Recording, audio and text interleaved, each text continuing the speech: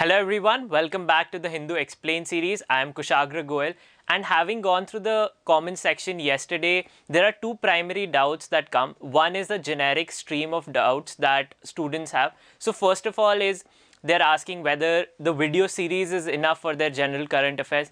I will emphatically say that yes, the video series is enough.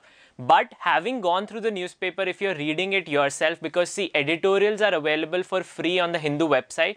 So if you want to know in depth, I think, and you're interested in knowing the news in far more detail than what I'm explaining, then you can read the article yourself and put your doubts in the comment section, because then you will have far more deeper knowledge of the concept. Then there is another doubt with regards to note making that students have. So ideally, see, you have to, these are stories that I'm telling you, you have to build a narrative. Now, how does that, it depends on each student to student how they are able to recollect their thoughts, because see, at the end of the point, there is an exam that you have to give, and for that recollection is important. So whatever methodology works for each student to recollect the stories, the idea of the series is to explain it to you in minute details, break things down and make it a continuation process. But beyond that, how will you be able to recollect it is from student to student. So I can't tutor you. Ideally, making notes in the methodology that works for each one of you would be better. But you can also adopt this process of brainstorming or having brain maps. Basically, on each page, write down the topic that we have been discussing and whatever new updates. So for example, I've been updating you with regards to the COVID-19 vaccine. So then on that page, you can put in what new updates you have learned today, what are the new things that you have learned, what are the doubts that you have, and then put them down in the comment section. Then there is another way that you can follow is start from page one and then put it down on day-to-day basis. But the problem with that methodology is that recollection based on topic wise can become difficult. If a lot of students are making notes online, because see, you're watching the series virtually, then that you can create different folders, put each topic, put their notes on Word file, Notepad, and put those files in specific folders, name the folders and then put them down so that you can recollect whatever topic you're unable to know or you want to revise at the end in the final few days of the exam. Then there was one specific doubt with regards to editorial yesterday, which was that what is the definition of superpower? So see, there is no specific definition of what a superpower means. Ideally, superpower is a concept that came into being after the Second World War, when there were only two economies of the world that could self-sustain themselves after the World War. Every other economy needed either the support of these countries or they needed to build from ground up. The war had devastated the economies. The rest, the third world countries, were coming out of colonial governments, so they had to build from ground up. But these two countries were the one who were self-sustainable in themselves and they could overpower the other countries easily. So then the concept of superpowers, we became a bipolar world order where USSR versus USA. Then in 1991, US became a unipolar world order with US remaining the sole superpower. So the idea is that you become so powerful that the others can't question what you're doing. That is exactly the idea behind superpower connotation, but there is no hard and fast rule.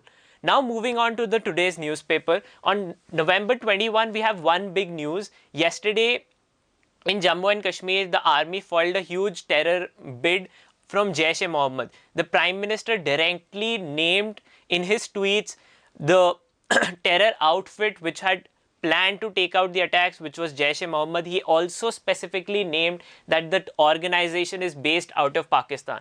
Remember, this falls directly into the foreign policy narrative that the Modi government is trying to establish with regards to Pakistan being a state that sponsors direct terrorism and ensure that it is blacklisted by the Financial Action Task Force that we discussed yesterday. Then is the second news with regards to another contempt proceeding permission being given by Attorney General against comedian Kunal Kamra. We had already discussed about contempt of court in civil and criminal matters, and for that on the top left hand side a link will appear, and if you haven't gone through that, I highly recommend that you go through it. Then on the right hand side is the next thing about Bhutan denying a Chinese village on its territory. So near the Doklam area where there was a confrontation between India and China, reports had emerged from China that China had established a village in Bhutan. Not so relevant for us in the sense of the real impact, but this is the update that Bhutan has categorically denied it. Moving on, then is the news about COVID-19 increasing, and then there is crisis, there is method of how we have to manage it, and there is speculation of lockdowns returning. It returned in Ahmedabad yesterday. So all that is primarily the national news. Then more on the political front, there is one specific news with regards to the national topic that we had discussed 2 days ago, which is that CM of Rajasthan Ashok Gehlot slammed the love jihad law. He stated that, see, such measures are basically a methodology to divide the country. The important point that comes out of this is that Rajasthan is the only state that has also passed a specific legislation that permits. So the name of the legislation is Prohibition of Interference with the Freedom of Matrimonial Alliances in the Name of Honor and Tradition. So basically, if someone harms anyone, or if someone physically assaults two individuals wanting to enter into a matrimonial alliances, the state will take them to behind the bars. So that becomes relevant in the sense of this law becomes relevant for you, as you need to know that this is a particular law. And now this entire topic is in the news of love jihad. He states that, see, this entire concept is an inculcated one to stoke division between Hindus and Muslims. When we had discussed love jihad initially, I had explained to you the legal ramifications and the political one. So if you haven't checked that out, I highly recommend that you do it now. Now moving on the editorial side, there is one specific editorial that we will be discussing today with regards to the US political and US elections. There have been continuous questions in the comment section as to what is the development with regards to US presidential election, where the incumbent Donald Trump is not conceding his defeat. With regards to that, I had assured you that I will be covering it when we have substantial details. Today, I will be doing that. On the right hand side, the main editorial is about, again, the RCEP negotiations. This editorial states that, see, the concerns of India with regards to service sector have not been addressed. So there is no reason why India should enter RCEP now. When we had originally discussed RCEP, I had discussed this point. So there is nothing new in the editorial with regards to the update on RCEP for us or any specific thing that we had to discuss.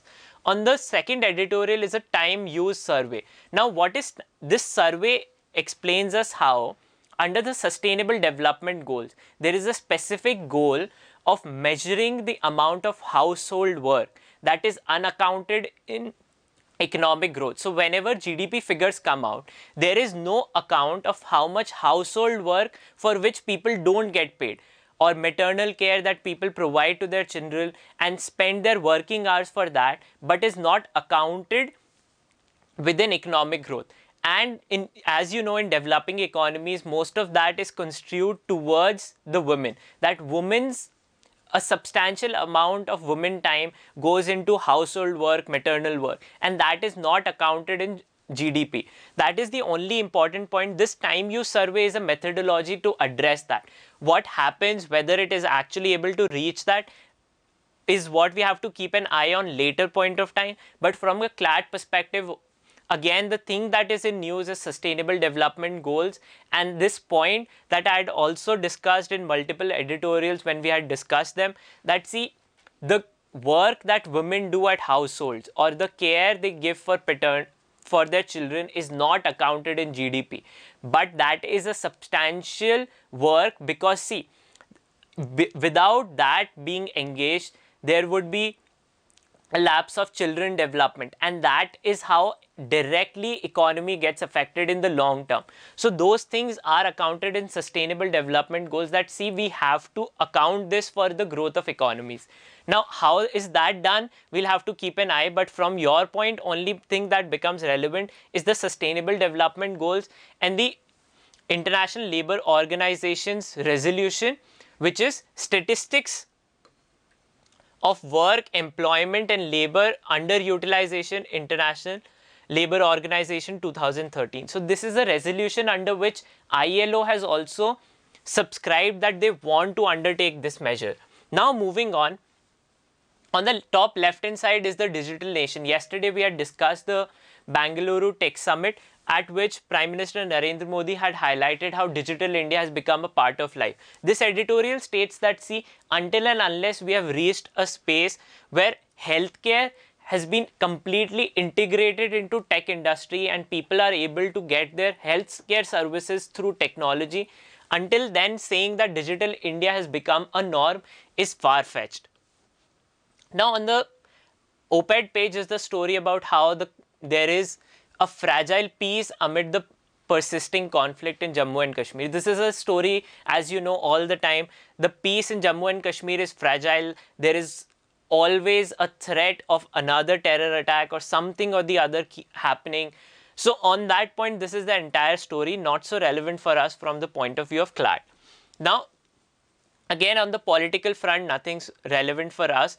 There is again the news from Karnataka that they will also want to bring a law to prevent love jihad from happening. Now, so that is why I'm telling you that this topic of how you can enter into matrimonial alliances and what is the protection becomes important. We had yesterday also discussed same-sex marriages, Hindu marriage code, Special Marriages Act. So all this is now becoming a point for your legal analysis or legal awareness, because matrimonial alliances and the law that protects people, how they get into, and what is the role of state and society in prohibiting or preventing that is directly news on a day-to-day basis. So we have to keep an eye on that, and you have to keep these concepts in mind. On the political front, again, there is one specific news that at UNSC, India calls for immediate Afghan ceasefire. Now, as you know, the conflict between Afghanistan's government and Afghanistan's Taliban is an ongoing conflict. US troops will be withdrawing from Afghanistan beginning January. So this is a developing story. We have to keep an eye on whether ceasefire has actually reached, hostilities stop or not. So that is a story that we have to keep in mind on. There is another news that in a first government approved study on status of radicalization. So the government has announced that it will study from an academic point of view whether there is radicalization happening in India and how can state prevent that from happening.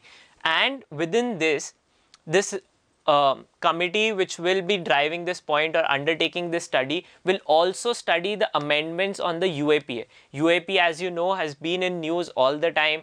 There is widespread allegation that state has been given unrestrained power under it, and that should be not permissible in a constitutional democratic society. So we have to keep an eye on this. The head of this committee is G.S. Bajpai. He's the head of Center for Criminology at National Law University, Delhi. So we have to keep an eye on this report whenever it takes place. The next news on the international front is that the Malabar exercise between the Quad countries of India, Japan, Australia and US has concluded. The name of this exercise becomes important. Then there are specific details of which aircraft carrier, which ballistic missiles, all the details of how the exercise took place, not so relevant for us from a direct point of view. Moving on, there is another update that Australia to temporarily host ISRO satellite trafficking facilities. This is a cooperation between Australia and India. The one big news is that with regards to our Gaganyaan program, where ISRO plans to send Indians in space by 2022, Australia will be helping and hosting facilities with regards to tracking and other details. Most details will come out when the plan is finally in place, but we have to keep an eye that, see, Australia is the country that is cooperating with India for this plan. On the foreign policy news, there is the news with regards to the US elections, which I will today detail for you as to what is happening and how this is all undermining the peaceful transition of power, and democracy at US is specifically in question. That, see, you can get it from the headlines also, so that Trump is sending damaging messages, Trump's bid to overturn poll unparalleled in US history. So this is completely a new situation which we'll be analyzing today. Then is this other specific news from your current affairs point of view, that yesterday the 2020 Booker Prize was announced. It has been given to debutant Douglas Stewart for his book as Shaggy Bain.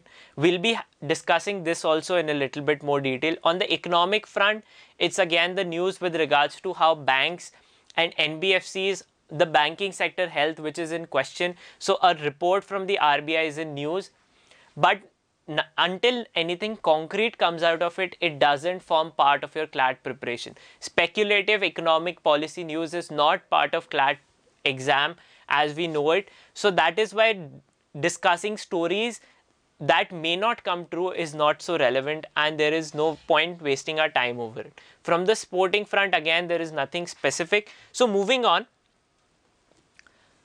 quickly we'll discuss the Booker Prize. It started in 1969. It was known as the Booker McConnell Prize, and the specific news apart from who won it this year, he's also a debutant. This is his first novel. Douglas Stewart is from Scotland.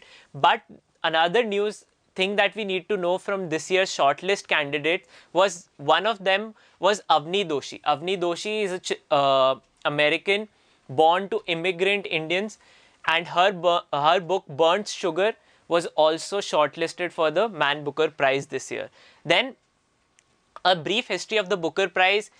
It is given to authors who publish original novels in the English language, and those books should have been published in UK and Ireland, and then they are considered. One specific Indian fact, that Salman Rushdie's book of Midnight's Children in 1981 was given the Booker Prize. It has also been given the Booker of Bookers and the Best of Booker, that in the past 50 years, and then the Best of Bookers, that till then how many Booker Prizes within that also, this book was considered to be the best one. Now moving on is the specific news with regards to US politics only. The editorial Scorched Earth Politics, Trump's effort to sabotage the transition process will harm US recovery prospect. That this is detailing what is Donald Trump doing to sabotage the election results. But before I explain to you what he's actually doing, we'll go through what is this process and what is the concern that a lot of people have. The concept is peaceful transition of power. Remember, see, India has an election commission which declares the results for everything. It decides who has come in power in the general elections in different states, and it ensures the peaceful transition of power. It imposes a model code of conduct where the incumbent, for example, in 2019, prior to 2019 general elections, Prime Minister Narendra Modi and his government were then interim prime minister. They were caretaker government, that for emergency situations, but they cannot announce specific policies. It is the election commission that takes over and then decides who will become the next, who will be the party that will hold power in India, and then post their results that declared that Bharatiya Janata Party has become the largest party. It had crossed 272. So the peaceful transition of power happens through the election commission. But in United States, there is no election commission. The system of election is also very different in United States, and all these articles are basically in regard to that. So I will first explain to you what is this concept, where all this news is coming from. So in US, you don't win the election or you don't win the US presidency just by ensuring more people vote for you. That for Joe Biden, approximately 80 million people have voted, and for Donald Trump, some 72 million or less people have voted. But that doesn't ensure that you become the US president. What matters is that you win enough electoral college votes. That is 270 votes is what you need in US to become the US president. Each federal state in India, in United States, is granted specific electoral college votes. In India, for example, we are granted, each state is given Rajya Sabha seats based on the size of its population and the size of the state. So the US, being also a federal government, also has this system. But who wins the electoral college votes decides who gets the power in US. So each state is given specific votes. Then what happens once people have already voted? How do you decide who has got the electoral college votes? So there are the officials, each state has its own election officials, or some states have election commissions. So they decide who have won the popular vote. Based on that, who gets the electoral college votes from that particular state. So election officials give the results to the legislature and the governor. Each federal state in US has a legislature, like we have Vidhan Sabhas, and then they have the governors, like we have the office of governor. So the legislature, now what is the conflict? Donald Trump is asking the legislatures to ignore the popular vote, to say that, see, it doesn't matter who the people voted for, you vote, you say that I won. That even in states, for example, Georgia, Michigan, Wisconsin, Pennsylvania, where Joe Biden has won the popular vote, that more people have voted for him, so the electoral college vote should ideally go to Joe Biden. Donald Trump is contesting that, see, there was widespread voter fraud, there was cheating happening. China and Democrats plan to have a pandemic in United States so that people start hating me and I lose the election. And this is his entire narrative by which he is saying that, see, even if people have not voted for me, it has been a fraud. And he is asking the legislature. So in US, even after popular vote has been there, because there is no election commission, legislature is the one that tells the US Congress, the parliament of US, that who got the electoral college votes from our state or county. So the legislature, he's asking that the legislature should say that Donald Trump won it and the electoral college votes should go to Trump. There are certain governors, and governors also have a veto power. So let's say even if legislature says Joe Biden won it and the governor says that no, Trump won it, then also Donald Trump has a chance to get these electoral, basically defrauding the popular vote. In a democracy, the people decide, right? If the people have voted a certain individual to be the president, then their mandate should be at the top level, that their decision is one that matters. But Donald Trump is asking that, see, that should not be the case, because, see, voters have been fooled, or this election itself is a fraud, and so decide in my favor. So he's asking Republican state governors and Republican legislatures to say that no, Donald Trump should be getting the electoral college votes. Now, what is the next thing? When once how this entire system, let's say that, see, what is the deadline at which states should certify? Till when will we have this conflict? December 8 is the deadline when all the 51 states of United States have to certify who has won this election. So, as I told you in the previous slide that, see, this decision has to be taken by December 8. By December 8, these people have to decide who is getting the electoral college votes from these. Donald Trump is asking his party members from Republican legislature and governors to overturn the popular vote and say that no, Donald Trump won it.